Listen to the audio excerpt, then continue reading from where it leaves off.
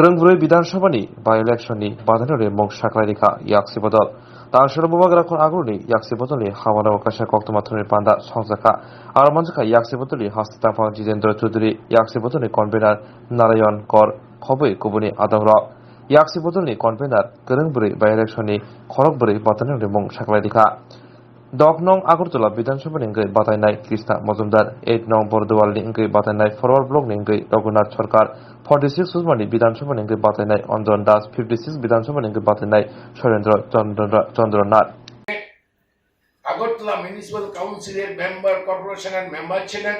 উনি মানুষের সঙ্গে ঘনিষ্ঠভাবে থেকে এই নারী নেত্রী কাজ করে যাচ্ছেন। উনিই হবেন আমাদের বামফ্রন্টের প্রার্থী কাস্তে হাতুড়ি তারা নিয়ে। টাউন বরদোয়ালি আগরতলা শহরের আরেকটি কেন্দ্র। এই কেন্দ্র বামফ্রন্টের পক্ষে ফরওয়ার্ড ব্লক প্রতিদ্বন্দ্বিতা করবেন।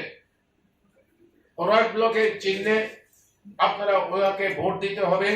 এই প্রার্থী হচ্ছেন শ্রী রঘুনাথ সরকার। উনি একজন প্রাক্তন শিক্ষক। একটি প্রকাশনা সংস্থার সঙ্গে উনি সম্পর্কিত। মানুষের কাছে একটা ভদ্রলোক হিসাবে এই এলাকায় বসবাসকারী, দীর্ঘদিনের উনি সুপরিচিত আপনাদের কাছে, অনেকের কাছে। উনি হচ্ছেন আমাদের প্রার্থী, বামফ্রন্টের প্রার্থী, ফরওয়ার্ড ব্লক প্রার্থী। সুরমা তফসিল জাতি সংরক্ষিত আসন কমলপুর মহকুমা, ওখানে উপনির্বাচন। এই তফসিল জাতি সংরক্ষিত আসনে বামফ্রন্টের সিপিআইএম প্রার্থী হবেন শ্রী অঞ্জন দাস। উনি আমাদের পার্টির রাজ্য কমিটির সদস্য, কমলপুর মহকুমা কমিটির সম্পাদক, এমএলএ হিসেবে জিতেছিলেন, গতবার হেরেছেন। উনি কয়েকবারই প্রতিদ্বন্দ্বিতা করেছেন। উনি আমাদের প্রার্থী, কাস্তে হাতুড়ি তারা নিয়ে উনি লড়াই করবেন।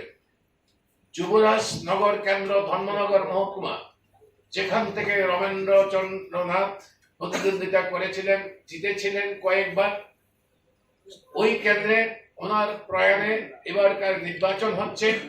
এই কেন্দ্রে আমাদের প্রার্থী হচ্ছেন শ্রী শৈলেন্দ্র চন্দ্রনাথ। ওনার বয়স 56 বছর। ওনার বাড়ি হচ্ছে নয়াগ্রাম। ওই বিধানসভা কেন্দ্রের অধীনে একজন সিপিআইএম কর্মী। ওনার বিশেষ পরিচয় হচ্ছে উনি বিভিন্ন সামাজিক কাজকর্মের মধ্যে ওই এলাকায়, বিশেষ করে ধর্মনগর মহকুমায় উনি পরিচিত। বিভিন্ন বিধানসভা পার্লামেন্ট নির্বাচনে স্তর যদি প্রশাসনিক কাঠামো, রেভিনিউ কাঠামো ধরতে চান, তহসিল কেন বাদ যাবে পশ্চিম ত্রিপুরা জেলা? কেন পশ্চিম ত্রিপুরা জেলা মডেল কোড অফ কন্ডাক্টের আওতার বাইরে রাখলো? আমরা প্রথম দিনেই বুঝতে পেরেছি আমাদের মাননীয় মুখ্যমন্ত্রী শ্রীযুক্ত ডক্টর সাহা, উনি হেলিকপ্টারে চড়ে ওনার রাজনৈতিক সাথীদের নিয়ে চলে গেলেন এবং ডিএম এসপিদের বললেন মিটিং করবেন ধর্মনগরে এবং পরবর্তী সময়তে কমলপুরে, যেখানে মডেল কোড অফ কন্ডাক্ট চালু। আমরা সঙ্গে সঙ্গে চিঠি দিয়েছি, আমরা প্রতিবাদ জানিয়েছি।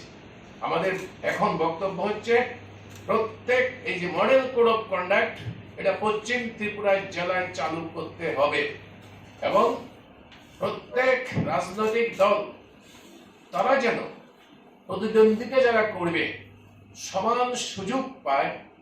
এই সমান সুযোগের জন্য আপনি হচ্ছেন রেফারি, তার যথাযোগ্য ভূমিকা পালন করবেন, যাতে মানুষ নির্বিঘ্নে তার পছন্দ মতো প্রার্থীকে ভোট দিতে পারে। এটা আপনি আপনার দায়িত্ব, আপনি গ্যারান্টি করবেন। আপনাদের মাধ্যমে আমি আমাদের এই 4টি আসনের নির্বাচক মন্ডলী এবং ত্রিপুরার শুভবুদ্ধি সম্পন্ন গণতান্ত্রিক মানুষের কাছে আবেদন করব, বামফ্রন্টের তরফ থেকে এই নির্বাচন ত্রিপুরায় ফ্যাসিস্ট সুলভ সন্ত্রাস, এই সন্ত্রাসের বিরুদ্ধে গণতন্ত্র রক্ষার সংগ্রাম, গণতন্ত্র পুনরুদ্ধারের সংগ্রাম, এই সংগ্রামে বামফ্রন্টকে শক্তিশালী করুন, বামফ্রন্টকে সহযোগিতা করুন, বামফ্রন্ট প্রার্থীদের ভোট দিয়ে জয়যুক্ত করুন। এই নির্বাচন আপনাদের যারা প্রতারিত করেছে তাদের মুখের উপরে জবাব দেওয়ার সময় একজন মুখ্যমন্ত্রীকে অপসারিত করার পরে সমস্ত কাদা ধুয়ে মুছে দূর করা যায় না। যিনি নতুন উনি তো এখন তো আপনাদের খবর কাগজটা দেবে, কমলপুর আমাকে বলছিল তারা কালকে দিতে চায়, দেখা যাক। কিন্তু কিছু প্রবলেম আছে, এপিডেভিট ইত্যাদি তৈরি করা, আমরা আজকে ঘোষণা করলাম এপিডেভিট তৈরি করা, এসব করতে একটু সময় লাগে। তবে 2-3 তারিখের মধ্যে আমাদের সব কাজ শেষ হয়ে যাবে। ন্যাশনাল হাইওয়ে টাকা লোপাট, কি স্মার্ট সিটির টাকা লোপাট, এমজিএম রেগার টাকা লোপাট তো আমরা 4 বছর ধরে আপনাদের বলছি, আপনারা অনেকে নজর দেননি। এখন আপনারাও বুঝতে পারছেন এমজিএম রেগার টাকা দিয়ে কিভাবে সমাজ বিরোধী পোষণ হচ্ছে, মোটর বাইকের পয়সা থেকে আসছে, এ কারো পার্সোনাল ব্যক্তি সম্পত্তি নয়, ওইখান থেকে টাকা দূর করে একটা দুর্নীতি এই সরকারের রাজত্বের প্রশাসনিক মর্যাদা পেয়েছে এবং এটা এখন অঙ্গের ভূষণ এই সরকারের। এখন কোনো একজন মুখ্যমন্ত্রীকে অপসারিত করলে পরেই আপনি দুর্নীতি মুক্ত প্রশাসন, স্বচ্ছ প্রশাসন, এখানে অবাধ ও সুষ্ঠু নির্বাচন হবে এই প্রত্যাশা করা মূর্খামি। ত্রিপুরার মানুষকে এই প্রলোভনে পড়বে না। আপনি নিজে দাবি করেছেন, বর্তমান মাননীয় মুখ্যমন্ত্রী আপনি নিজে দাবি করেছেন পার্লামেন্ট ইলেকশনের সময় আমি রাজ্যের সভাপতি বিজেপি দলের, আমার দায়িত্ব ছিল বুথ ম্যানেজমেন্ট। এখন কি বুথ ম্যানেজমেন্ট করেছে আপনারা তো দেখেছেন, নির্বাচন কমিশন পর্যন্ত স্বীকার করতে বাধ্য হয়েছে কি বুথ ম্যানেজমেন্ট করেছে। উনি নিজে বলেছেন 2014 সালের বিধানসভা নির্বাচনের পরে পঞ্চায়েত সংস্থার নির্বাচনে আমার দায়িত্ব ছিল যে আমি পৃষ্ঠা প্রমুখদের সঞ্চালকের মূল দায়িত্ব পালন করেছি। উনি অহংকার করে বলছেন, তার জন্য বিজেপির হাইকমান্ড ওনাকে প্রশংসিত করেছে। কাজে উনি অস্বীকার করবেন কি করে? এই যে ঘটনাগুলো ঘটে গেল, এখনো ঘটছে প্রতিনিয়ত।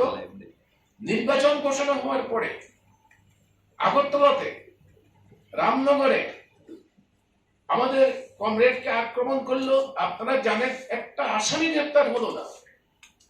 নির্বাচন ঘোষণার সম্ভবত একদিন আগে আগরতলাতে আপনাদের একজন সাংবাদিককে উলঙ্গ করে আটক করে পেটালো, লুট করলো, কিছু হলো না।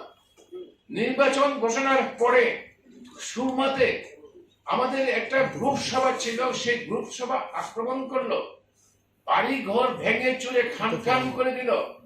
একটা আসামি গ্রেপ্তার হলো।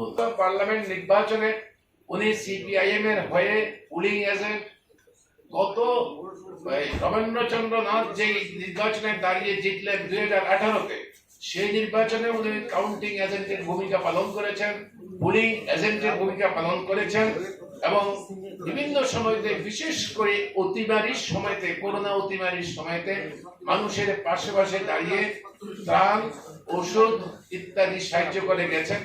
এই ভদ্রলোক শৈলেন্দ্রচন্দ্র নাথ, উনি বামফ্রন্টের সিপিআইএম প্রার্থী।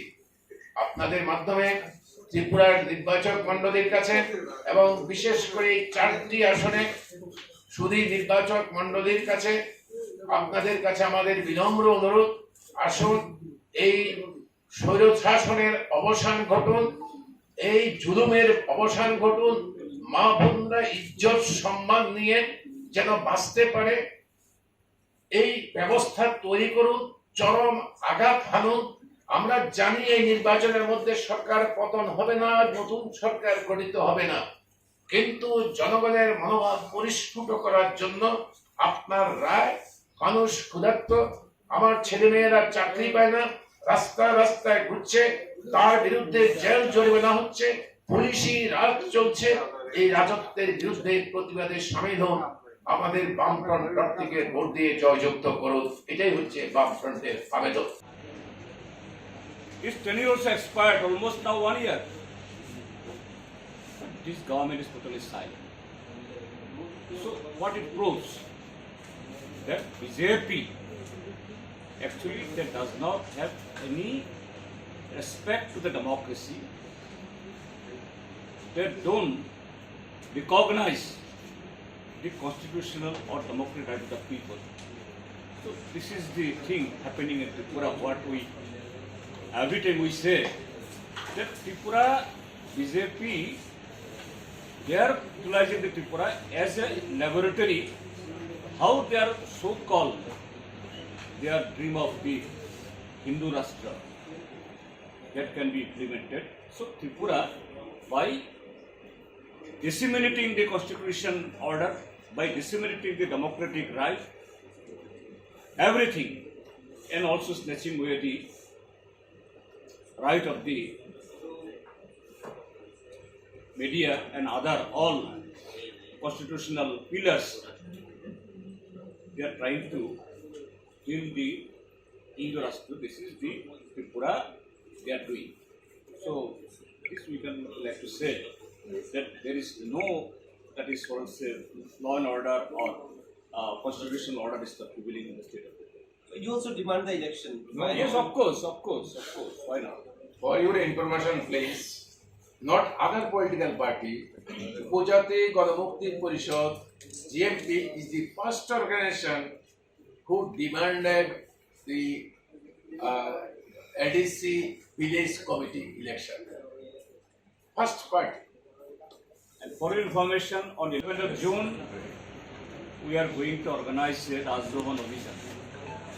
There, of course, not only the demand for election of the village committee, there, not only the people of Tripura, the people of entire northeastern region, not the people of the ADC areas alone, the Tripura people as a whole,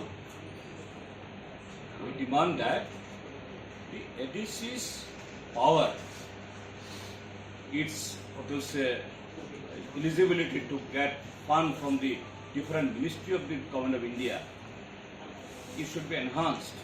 And unless this 6th schedule provision of our constitution is not amended, it is not possible. So 11th we are going to the governor house to press that demand. But there are also demand for direct funding in the IDC. Do you support that? No, that is different issue. You see, if once it is earmarked, it is no use of direct indirect. It will come to the ADC only. It was never happened that due to not having that particular word, ADC was deprived. ADC is deprived if the ruling party politically they are not inclined to the ADC. So that thing, director, what is happening today? Nothing happening. There are so many provisions that is there in the 6th schedule. However, this BJP government, they are abiding by? No. So what is meaning of the direct or indirect? It is just to divert the people's attention. It is nothing. But we want that constitutional provision. If once that is there, the state government or central government, they must adhere to that. Parties are in the fray.